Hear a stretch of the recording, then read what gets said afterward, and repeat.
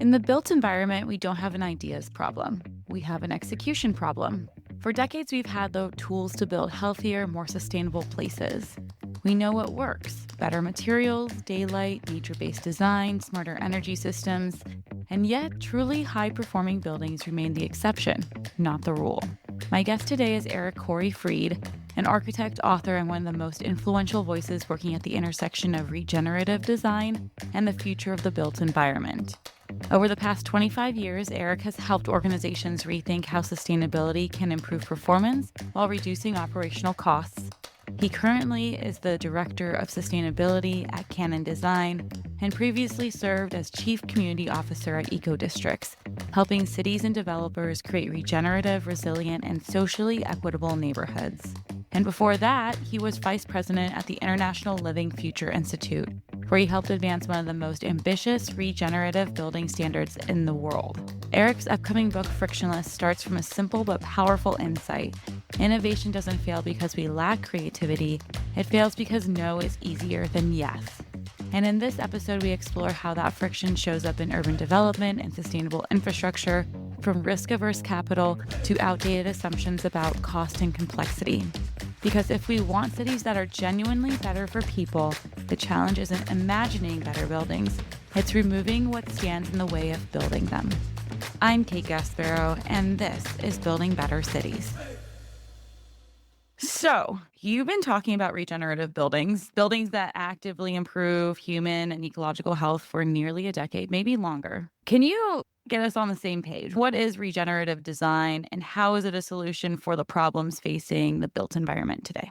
My current thinking continues to evolve. It really started probably about 10 years ago when specifically I was working at the Living Future Institute and showing that example of what does good actually look like. Most buildings, most green buildings are trying to be less bad.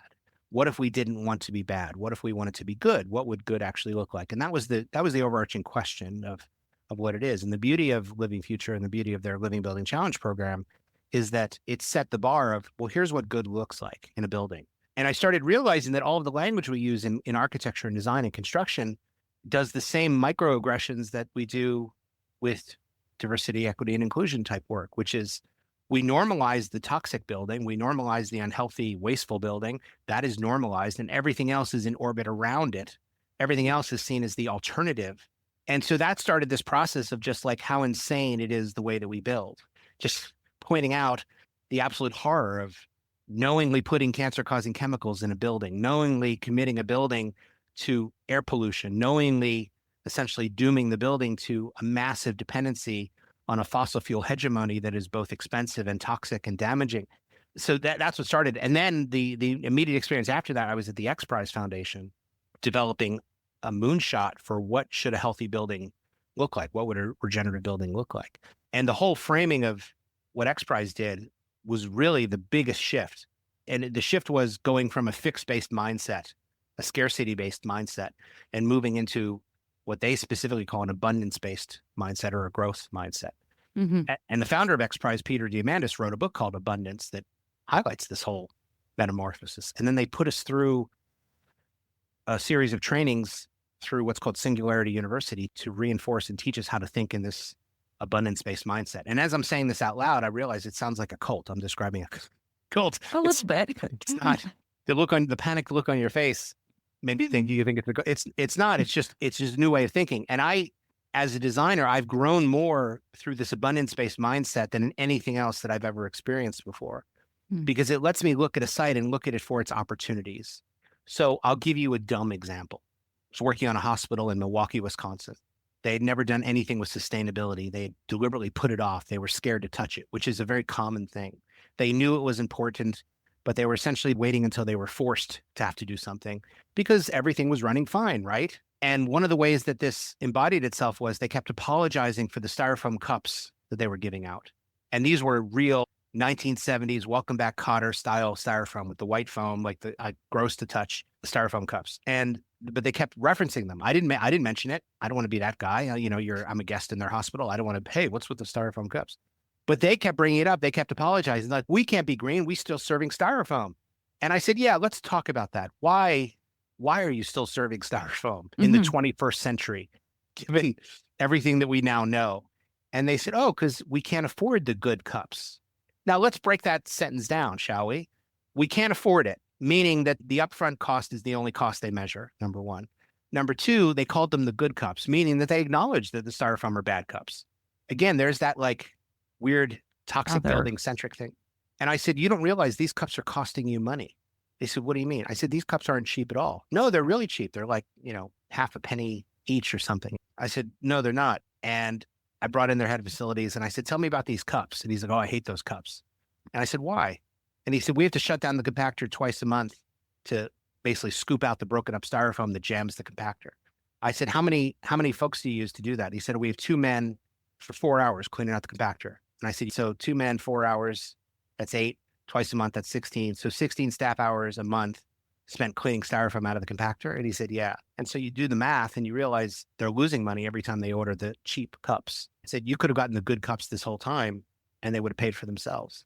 That to me is the embodiment of the problem. Now, what I did took effort and knowing where to look. And it wasn't really a great narrative. It's a very muddied narrative of, well, you got to talk to these guys and this and these byproducts and everything else. And people do not like that. People do not like nuance. That is why I think sustainability has largely failed as a movement. Because for 35 years, 40 years now, we've been screaming, hey, this is a problem. We need to do something. And people are like, great, what do we do? And we give them these very complex series of things. So your initial question was, what is regenerative design? Regenerative design is basically saying that we want a building to be good. Nerdy technical architects like me tend to be very good at going into the weeds too quickly. But the way that I've been explaining it recently is imagine if the more time you spent in the building, the better you felt. Imagine if the facility was part of the treatment. So if you're designing a hospital, we could boost patient immune response and patient recovery times. If you're designing a school, we could boost student performance and student test scores. If you're designing an office, we could boost productivity and reduce absenteeism. Those things have value, real value. And we can design the building to do that. Now, if they want to know how, then I'll get into the weeds with them. And the how is stuff that we've known for decades. Use of natural light, use of daylighting, use of view, use of biophilic patterns in nature, use of clean materials, use of fresh air. I mean, it's not rocket science here, but I think we were so excited to talk about the nerdy part that we forgot to sell people on the story of why we're ultimately offering a better building. And that's where I started getting frustrated. And it probably started about 10 years ago, pulling my hair out saying, I don't get it. We're offering a better solution. Why aren't they breaking down our doors to get to it? I want to go to this idea of, sustainability as being forced upon individuals. And the way that you framed this cup example is not necessarily about a framework that you're forcing upon somebody, but taking their own inherent goals, whether that is financially, less money going out the door on a per cup basis, or less man hours spent cleaning out a compactor on a regular monthly basis.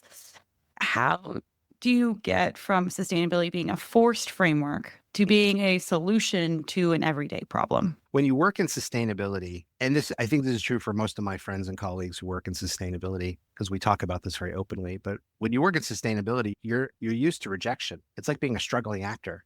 That you're peddling, I'm out peddling my way. Hey, you should hire me.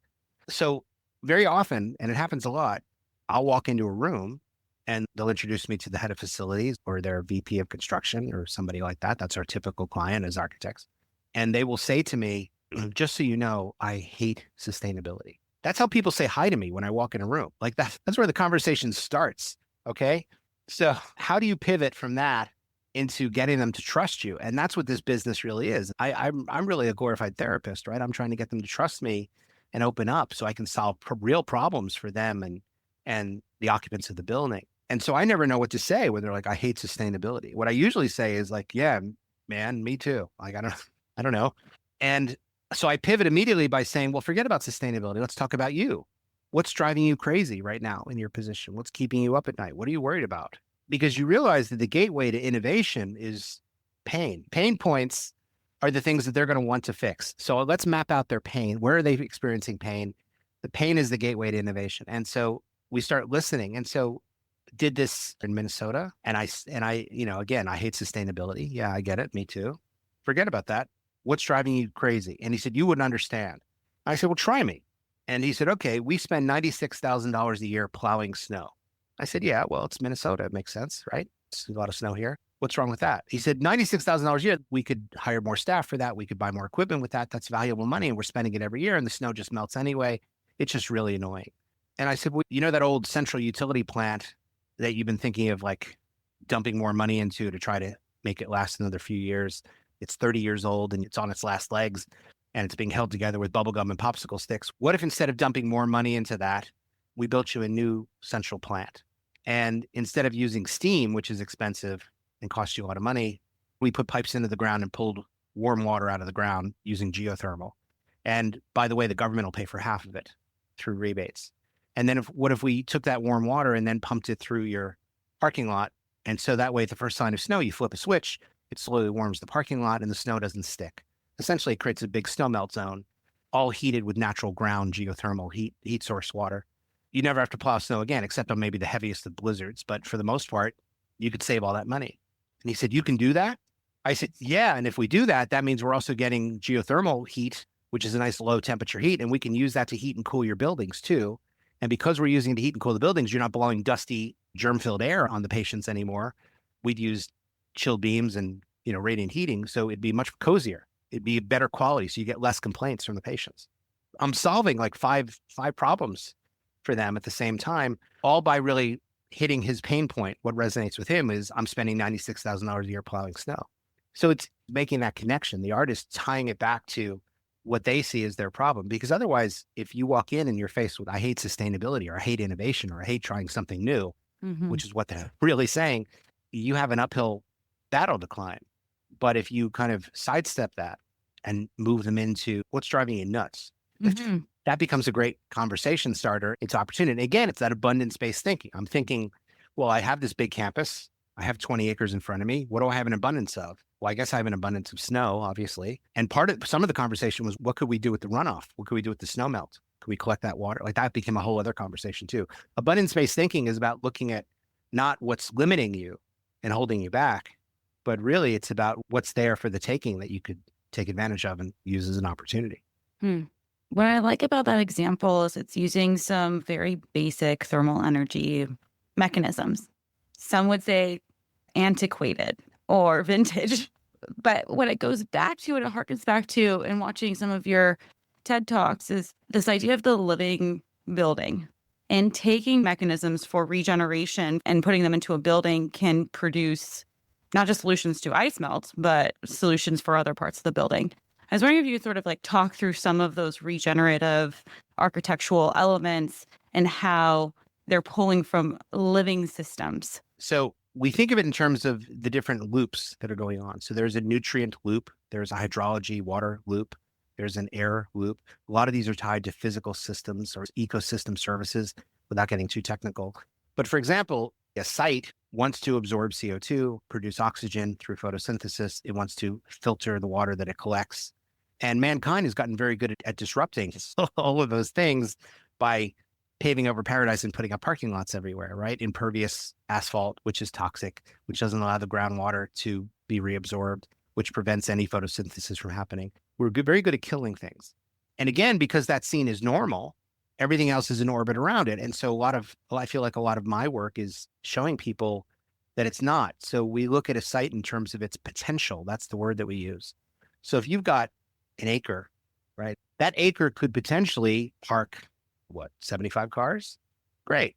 And that was how we used to calculate the value of an acre, right? I can park 75 cars. They'll have this much turnover. We'll charge them $15 each. That site could produce this much revenue. Or we put an ice cream store on top of it and it could produce that much revenue. But we saw it through this very limited lens of capitalism, which is fine, but that was its potential. Regenerative design says, well, there's more potential there to be had in terms of ecosystem services. There's more potential in terms of how much oxygen could it produce? How much carbon could it sequester? How much food could it grow? How much water could it filter? And now that we know that those things have value, now that we normally pay money for giant machines that do those things for us, and now that we know that those machines are expensive and there's an urgency around this, I think that's might be why suddenly everybody's very interested in this regenerative approach. But regenerative design has been around for 30 years now in some form, starting with the old Ben Haggard book. And so, for example, we're working on a regenerative campus now in California. when we first started working with the client, the vision, we agreed on the vision, right? This regenerative place where users can thrive. And when we first gave them these metrics of, well, here's how you measure whether a site is regenerative or not, the metrics were rather complicated and technical. Mm. And their folks, our client, said, to be honest with you, we're probably not going to measure this after you leave. These are too complicated. They are the right metrics, but it's just not our day job. So we started thinking about what are the metrics that we could produce that would be easy to measure. And what the placeholder for it was, what could we measure that an 8-year-old could understand? How could we explain metrics in a very distinct way? And this started a journey over the last year that I've been obsessed with around how we measure success. How do we measure metrics? And this is a giant conversation. But instead of measuring, let's say, the percentage or acreage of site that's impervious versus pervious or, permeable, or which is dark colored or versus light colored for heat island effect, or all these very technical, nerdy things. Instead, one of our metrics, since they're made for 8-year-olds, one of our favorite metrics is how many butterflies are on site.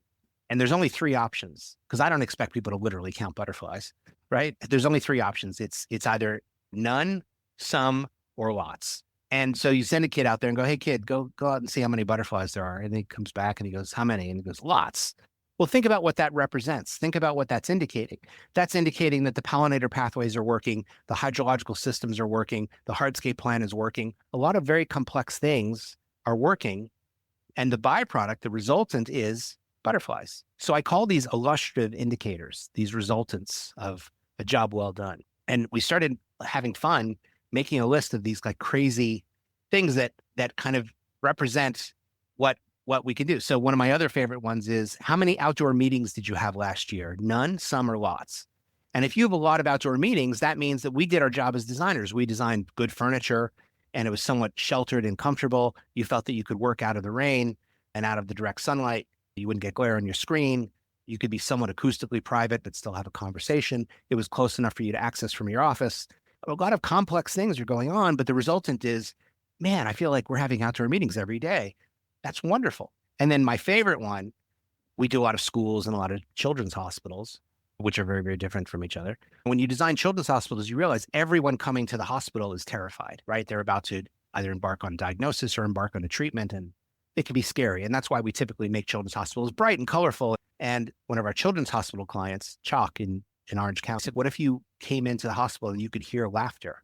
So then it became, what could we do that would add laughter? So that became a metric for how we chose design. That's the beauty of these metrics, is they're so simple, they're so dumbed down, but they become this overarching galvanizing theme that drives a lot of decision making. And it's in service to a lot of much more complex things. But I love that. So I've been so obsessed with this. But that to me is truly regenerative. Again, the facility is part of the treatment. You go to the hospital and you're a terrified kid, and suddenly you're hearing laughter. That's going to lower your blood pressure. It's going to put you at ease.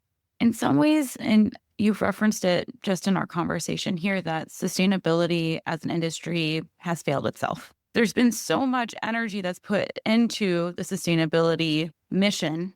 I've worked in corporate sustainability. It is very hard. It's change management all day long. And in part, I have to imagine that the work towards measuring in such complicated ways, in contrast to the examples you just shared with us, is part of that failure. If sustainability has failed it to become that archetypal example that we're all pointing to, where do we go? Well, it has failed in that, just by the numbers, right? Less than 0.5% of buildings are net zero. That was the goal, to make all of them that way. We're producing more carbon and waste than ever, knowing that they're resulting in a lot of really bad things. 2025 just ended, and it was the 3rd hottest year on record. By every account, we failed. We ended up in the exact spot we did not want to be. That is a mission failure on all accounts. And to me, that says that we need a little humility here and need to reassess and evaluate, well, maybe our approach is wrong. Maybe we need a different way to do this, because it's not resonating, or at the very least not resonating fast enough. And so the mantra that I've had for the last 6 months, and I like slogans that can be repeated, because again, that's part of what gets these things adopted and picked up. So it is marketing speak. And so the slogan that I've adopted for the last 6 months is, we're moving from aspiration to perspiration, meaning every one of our clients has sustainability goals and net zero goals and carbon goals. but it's not doing any good. It's not changing behavior. It's not changing action. They're not really moving on them as quickly as they'd like. So moving from aspiration to perspiration means, how can the building actually do some work here? How can we actually just start making some dents in that progress? And so if we can tie it to return on investment and payback, great. If we can tie it to non-financial things like the clinical value it provides or the value it provides to the occupants, great. And if we can tie it to other resiliency goals around continuous operations or not losing time or not having stranded assets or anything, even better. I think of it as either I sell them that this is a better strategy, or they sell me on why they're not going to do it. The reality is we failed because we failed to get them excited. Instead, we presented this in a scary way, and it triggered their amygdala inside their brain, which is part of their limbic system, their fear center. And basically, hey, we're going to do something we've never done before, and it's never really been tried, but it's going to be great. And all they've heard was, oh my God, this is going to be expensive. This is going to cost, this is going to be a mess. It's going to create mistakes. We've essentially panicked their brain. So there's a neuroscientific approach to this that we missed. And this is what my next book is about, by the way, which is why I'm nerdy about it. And why the examples that I just gave about plowing snow and heating styrofoam cups all came from removing that confrontation with the amygdala in the brain, with not confronting their fear center and saying, this is going to be crazy. Instead, it's going to be really putting them at ease and giving them an opportunity to, again, moving them from a fixed mindset to a growth mindset. You've written multiple books about green buildings, about regenerative design. This next book takes a little bit of a different angle. It's called Frictionless. It argues that the innovation fails because of friction, not a lack of ideas. And you're speaking to that and the amygdala and how friction can be removed by not triggering fear within clients, but also within communities that are facing these difficult, challenging climate questions themselves, but even more so than that, equity questions, growth questions, abundance questions. Can you talk through what does Frictionless mean to you and how you are framing up this book and when it's coming out? Because I'm excited to read it. Oh, yeah. So it really started about 10 years ago when I started thinking about, what have I really been doing with my life? And my friends were teasing me like, well, all you seem to do is argue with people. And I thought, is that true? It might be true, but what am I arguing with them on behalf of? And why are they arguing back? And what, so that's where it started. And so the angle I realized was, what I've really been doing is, yes, I've been arguing with people. What I've really been doing is overcoming their objections. And I've called these objections frictions for a long time because it felt like they were just creating drag on everything. In physics, we talk about this moment of inertia, where if something is at rest and you want to get it moving, it takes an extra force called a moment force to get it moving. And once it's moving, it'll tend to move easier, but the frictions slow it down. And so I just, in my head, I started thinking through this whole physical property of friction and drag and obstacle. And I realized that's what I've been doing. As I was kind of putting this together, I started mapping out the different objections I was getting from clients. And they fell into 4 buckets. And the first one is what I call fake frictions. These were things when clients would say, well, we've never done it that way before. Or, well, our policy says that we do it this way. Yeah, but it's your policy. You made it up. Like, what's the difference? Or who cares if you've never done it before? Lots of other people have. They're fake. They're not real. But we tell them, again, we tell ourselves that because we're scared. But then there were these real frictions, these actual tangible frictions. These were true obstacles. This is what my team and I are really good at. This is what we were training for. Hey, there's not enough roof space to create solar. Okay, well, then we'll put it over the parking lot. Or we don't have enough capacity in the central utility plant. Okay, well, we could do a geothermal well. Like, we're really good at overcoming those tangible things, but they are real obstacles and they do need to be addressed. But we tended to just focus on the real ones and ignore these fake ones. But then there were these weird things that they would come up with that weren't fake and they weren't real. I didn't know what they were. And I realized that they were just made up. They were just imagined frictions. And these are things that fit a perception or a narrative. Well, I heard solar costs too much. What are you, nuts? Solar is the cheapest form of energy right now. I can get it for 31 cents a watt or less. I can even get it for free where you just agree to buy the power. Like, what are you talking about? And then they would say things to me like, well, we looked at solar and it didn't pencil out. It's like, well, when was this? And they would say like 2004. That was 20 years ago. Things changed. So again, these imagined frictions were just wholly invented. Sometimes they would just lie. Well, I heard healthy materials cost too much. No, you didn't, you little liar. Where'd you get that from? They would just make stuff up. So it was driving me crazy. And then for a while, I kind of had these 3 frictions, but then there were these other frictions that would come up that were kind of byproducts as we'd start to kind of go down the road. these new frictions would appear. And they were created frictions. These were kind of unintended consequences. These were byproducts of the work we were doing. And they were the most dangerous because they were the ones that could shut it all down. Even though we've like invested, let's say 6 months down the road towards a new idea, towards this innovation, these new created frictions could really derail everything and go, okay, let's just go back to the way it was. Because again, their fear is talking. So that gave us these 4 big buckets: fake, real, imagined, and created, which I, of course, conveniently labeled FRINC for friction.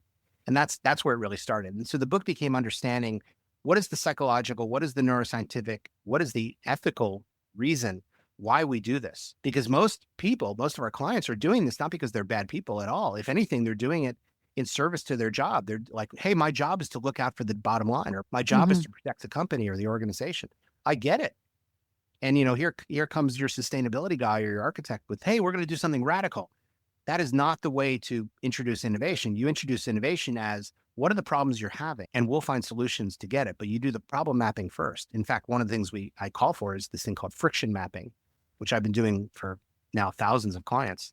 They don't know I'm doing it, but that's kind of the joy of it.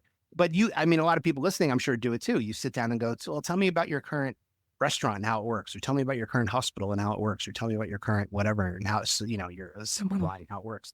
What's working, what's not working. All of that is really in service to friction mapping, but I'm looking for the pain points. I'm looking for that. So that way, when they give me these 4 different types of obstacles, these 4 frictions, I can know how to overcome them. You've spoken in front of a lot of different audiences, and I'm sure as you're working with your agent on creating this book, are you asking other architects to read this book to help them work with those who are most resistant to these ideas? What is your ideal audience for this message, and what is the goal of the message at the end of the book? So the book is not just for architects at all. It's for a much wider audience. It's for anybody that's really trying to try something new. It's really as simple as that, and has met with this resistance. And at first I thought maybe I would just do this as a productivity book, but there was more to the story here in terms of why we invent these frictions, why we throw up these obstacles for ourselves, why we use them as excuses to not do anything at all. Remember, the easiest thing for a client to say is no, because then they don't have to do anything. And no is the safe answer. No is the responsible, if anything, the responsible bet. So getting them from a no is where innovation starts. So I don't want to say I love no, but when I hear no, that's where, okay, that's the opportunity. And not to be argumentative, because that's where we can start to realize, well, your current system couldn't be working that well. There's always room for improvement. So let's do the friction mapping and start talking about it. So the book is for anybody that's trying to introduce new ideas, but there's a lot of value of just applying these ideas to your own life and making your own life frictionless. I happen to be using it for sustainability, but what I've noticed is that the teams within Canon Design have started using this term frictionless, because I won't shut up about it. They're using it for the design of the OR, or the design of the nurse's station, or the design of the whatever. I love that, but it shows that there's a benefit here for everybody to kind of take this abundance-based approach to innovation. You talked about friction as an individual friction, and then you also talked about it in terms of clients. And I would think that when you're talking about it in terms of clients, there's this consensus building that becomes part of the process. Is friction in congruence with consensus?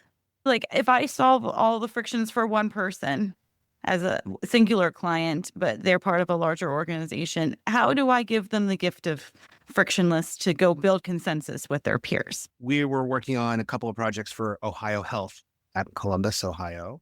And one of the standard things that I do now with every client, and I've told the story many times, so if you heard me tell the story, I apologize, but it's a relevant story, which is one of the things I do on every project is I try to avoid using cancer-causing chemicals. And so what I do is I say, hey, I've got a wacky idea. What if, for fun, we didn't put cancer-causing chemicals here in the children's hospital that we're designing for you? Wouldn't that be a good idea? And I do it really campy like that. I do it really big because I'm using humor to deliberately disarm the situation. Remember, I don't want to just go head to head and trigger their fear-based limbic system and their amygdala. I'm trying to get them to see the absurdity of it in a way through humor on purpose. And their response was perfect. They said, this is who we are. This is so in line with our ethos and our mission and what we want to be. We've never done this before. I said, okay, let's talk about it. You've never done it before. What would it take for you to do it? Now, think about how different that is to saying, hey, is it okay if we make the building better by not putting cancer-causing chemicals in it? And they go, no. Okay, sorry to bother you, right? Which is a very contentious, typical way of doing things, and why I would argue that a lot of sustainability has failed. Instead, I'm playing up the absurdity of this. They're saying this is so in line with our ethos. This is who we are. They want to use it as a way to attract and retain talent and attract the best doctors. They know that now in healthcare, people have choice. And so to them, it's another way that they could differentiate themselves from other systems and get people to choose them. So it suddenly works on a lot of different abundance-based levels that are really great. But it doesn't mean that everybody in the room agreed. If anything, we then spent the next hour wordsmithing what exactly are we doing. So we went from no more cancer-causing chemicals in the women's hospital to, I forget the exact wording, but it was something like, we're going to avoid all known chemicals of concern, especially, and then they called out very specific ones. Like, we really got into the weeds with it because we had their operations people there and we were able to do it. But it became just such a great story. I love that the overarching headline is, this is who we are. That to me is amazing. And I love that the subtitle of, and we've never done this before, but, which normally would be enough of a friction to shut everything down and just close it out. It doesn't mean that suddenly I had a blank check to do whatever we wanted. We still had to pick materials that were affordable. But one of the ways that we did that was by saying, instead of just picking the durable and cheap materials, there are all these other considerations around health and around sustainability. Let's talk about those. And so I have this like master slide that shows, I think, 18 different considerations around materiality, and go, let's rank them. Let's prioritize them. What's the priority to you? And if you give them those options, then suddenly they're not just picking durable and cheap as number one and number two. In fact, those were not in the top 5 at all. They picked healthy, and then, just changes the conversation. But do they all agree? No, I don't need them to all agree, but I do want them to be excited and essentially part of authoring this vision, this regenerative vision for the future. That to me, as long as we've started to change the conversation, that to me is success at this point. Because what I don't want to happen is I don't want to then go and have a conversation with a client and they shut it down because of a friction or just by saying no. What it means to me is that I failed to get them excited. And that to me is unacceptable, right? So at least let's have the conversation. Let's give them the full picture. And that means the full picture in terms of, here's what it's going to cost you up front, but here's the total cost of ownership for the building. Let's paint the full picture for you. Let's talk about all the benefits, financial and otherwise. I really want them to make an informed decision. And if they don't make that, that's what was driving my team and I crazy, was they were making decisions that were very uninformed based on gut or anecdote or what they had heard one time. Now, if listeners are vibing with this conversation and even if they're not, at the beginning, we talked about the cult that you subscribe to of abundance. Yeah. What is the first step to become abundance mindset shifted? Like, what does that look like starting tonight? There are 3 books. One is the Peter Diamandis book, the founder of X Prize. He wrote a book called Abundance. There's a new book out also called Abundance by Ezra Klein, which is also great. And I'm going to recommend both of them, but they're both very, very different books. Peter's book very much talks about this growth-based mindset. The Abundance book talks about how bureaucracy has created so many obstacles that we don't make progress anymore. Both are worthwhile reads for people on this journey. And then the third book is one called The Growth Mindset by Dr. Carol Dweck, which is kind of the seminal work on it. And I do this with my students, talking to them about abundance-based mindsets, and not just to make them, help them with whatever their thesis is or whatever, but to make them better people, just to talk about like, what is the opportunity, seeing the opportunity. It is very much a creative bent, because it's very easy to take a scarcity-based mindset to everything and go, well, I can't do that because of this, this, and this. It's kind of a downer. Instead, there's no shortage of ideas. I mean, we're talking about the book. That's one of our taglines. What I found is Canada Design is 1,500 plus people.